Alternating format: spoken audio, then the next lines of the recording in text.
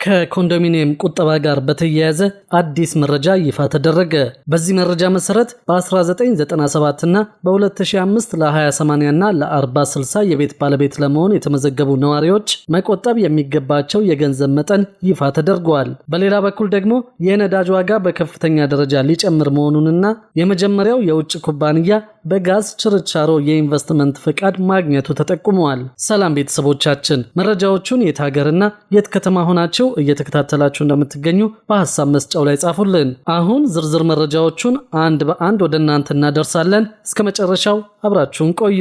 በ1997 እና በ2005 ለ20/80 እና ለ40/60 የቤት ተመዝጋቢዎች ቁጠባችሁን እየቆጠባችሁ የቤት ዕድል እየጠበቃችሁ ላላችሁ በሙሉ ሊኖርባችሁ የሚገባው ወራዊ የቁጠባ መጠንን በተመለከተ አዲስ መረጃ ይፋ ተደርጓል። በዚህም እስከ ጥር 2018 ዓ.ም ማለትም ለ150 ወራት ልትቆጥቡት የሚገባው ዝቅተኛ የገንዘብ መጠን ምን ያህል መሆን እንዳለበት ነው የታወቀው። በዚህም መሰረት ለ40/60 ተመዝጋቢዎች ወራዊ ክፍያው ለባለ 3 መኝታ 2450 ብር፣ ለባለ 2 መኝታ 1550 ብር፣ ለባለ 1 መኝታ ደግሞ 1033 ብር መሆኑ ይታወሳል። በዚህ መሰረትም ለ150 ወራት የተቆጠበው የገንዘብ መጠን ደግሞ ለባለ 3 መኝታ 367500 ብር፣ ለባለ 2 መኝታ 232500 ብር፣ ለባለ 1 መኝታ ደግሞ 154950 ብር መሆኑ ታውቋል። ይህ መጠን ተመዝጋቢዎች የቤቱን 40% ቅድመ ክፍያ እንዲያሟሉ በምዝገባ ወቅት የተቀመጠው ዝቅተኛ ወራዊ ግዴታ መሆኑን የታወቀው። ቤቱ ደርሷችሁ ርክክብ በምትፈጽሙበት ወቅት ደግሞ መንግስት በሚያወጣው በወቅታዊ ዋጋ ጭማሪ የሚኖር እንደሚሆን ታውቋል። አሁን ደግሞ የ20/80 ቤቶችን እንመለከታለን። ለምዝገባ የሚያስፈልግ የቁጠባ መጠንን በተመለከተ ለነባር ማለትም ለ20/80 የ1997 ተመዝጋቢዎች ወራዊ ክፍያቸው ለባለ 3 መኝታ 685 ብር፣ ለባለ 2 መኝታ 561 ብር፣ ለባለ 1 መኝታ 274 ብር እንዲሁም ደግሞ ለስቱዲዮ 151 ብር ወራዊ ክፍያ መሆኑ ይታወቃል። በዚህ መሰረት ለ150 ወራት የተቆጠበው የገንዘብ መጠን ደግሞ ለባለ 3 መኝታ 102750 ብር፣ ለባለ 2 መኝታ 84150 ብር፣ ለባለ 1 መኝታ 41100 ብር፣ ለስቱዲዮ ደግሞ 22650 ብር መሆኑ ታውቋል። በአዲስ ማለትም ለ20/80 የ2005 ተመዝጋቢዎች ደግሞ ወራዊ ክፍያው ለባለ 3 መኝታ 489 ብር፣ ለባለ 2 መኝታ 401 ብር፣ ለባለ 1 መኝታ ደግሞ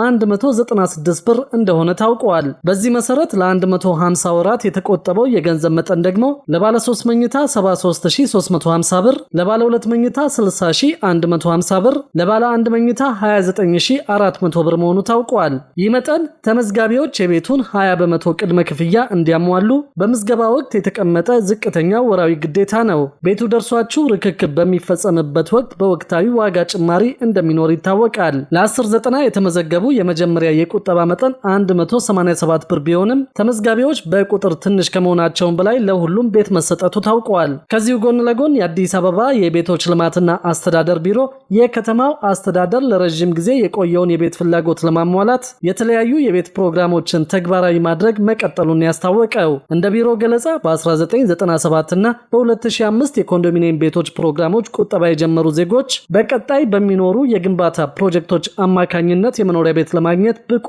ይሆናሉ ተብሏል። የቢሮ የጽህፈት ቤት ኃላፊ አቶ አብዲሳ አራርሶ እንዳሉት በ1997 እና 2005 የቁጠባ መርሃ ግብሮች የተመዘገቡ ነዋሪዎች በ2014 በወጣው የመጨረሻው የኮንዶሚኒየም ቤቶች 14ኛ ዙር ዕጣ ውስጥ እንዲካተቱ ተደርጓል። በ1997 የተመዘገቡ ቆጣቢዎች በተለይም ለስቱዲዮና ለባለ 3 መኝታ የተመዘገቡት ሁሉም በሚባል ደረጃ ቤት ማግኘታቸውንና ቀሪ ቤቶችን ለ2005 ተመዝጋቢዎች ማስተላለፍ መጀመሩን አሳውቀዋል። የ1997 ቆጣቢዎች በ14ኛው ዙር ሙሉ በሙሉ ቤት አግኝተዋል ማለት ይቻላል ያሉት አቶ አብዲሳ ተገቢ ቁጠባቸውን በሰዓቱ ማጠናቀቅ ያልቻሉት ግን በኋላ ላይ መቆጠብ በመቀጠላቸው አሁን ላይ ብቁ የሚያደርጋቸውን ገንዘብ መቆጠባቸውን ገልጸዋል። ሆኖም በቀጣይ ዕጣ ሲወጣ ለ1997 ቆጣቢዎች ለብቻቸው የተለየ ወይም ልዩ ምደባ እንደማይኖራቸው አስረድተዋል። የቀሩት አብዛኛዎቹ የ1997 ቆጣቢዎች ለባለ 2 መኝታ ቤት የተመዘገቡ መሆናቸውን ጠቁመዋል። በአሁኑ ጊዜ በ5 አማራጮች ቤቶች በመገንባት ላይ በመሆናቸው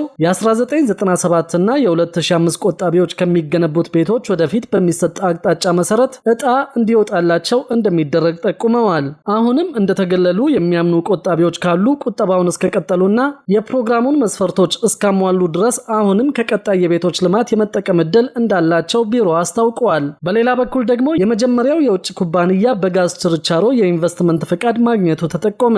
ከዚህ ቀደም ለውጭ ባለሀብቶች ዝግ ተደርገው በነበሩ የኢንቨስትመንት መስኮች መሳተፍ እንዲችሉ በሚፈቅደው መመሪያ መሰረት የመጀመሪያው የውጭ ኩባንያ ከኢትዮጵያውያን ጋር በጋራ በመሆን በጋዝ ችርቻሮ ንግድ እንዲሰማራ የኢንቨስትመንት ፈቃድ ማግኘቱ ተሰምቷል። የኢንቨስትመንት ኮሚሽን በወጪ በገቢ በጅምላና በችርቻሮ ንግድ ስራዎች የውጭ ባለሀብቶች ወደ ሀገር ውስጥ በመግባት እንዲሳተፉ የሚፈቅደውን መመሪያ መሰረት በማድረግ ከኢትዮጵያውያን ጋር በጋራ በመሆን በጋዝ ችርቻሮ ንግድ ለመሰማራት ፈቃድ ማግኘቱን ከኮሚሽኑ የመረጃ ምንጮች መረዳት ተችሏል። ኩባንያው ኢትዮ የተፈጥሮ ጋዝ ግብይትና ስርጭት ወይም ኢትዮ ናቹራል ጋዝ ማርኬቲንግ ኤንድ ዲስትሪቢዩሽን ኃላፊነቱ የተወሰነ የግል ማህበር እንደሚሰኝ ምንጮቹ ገልጸዋል።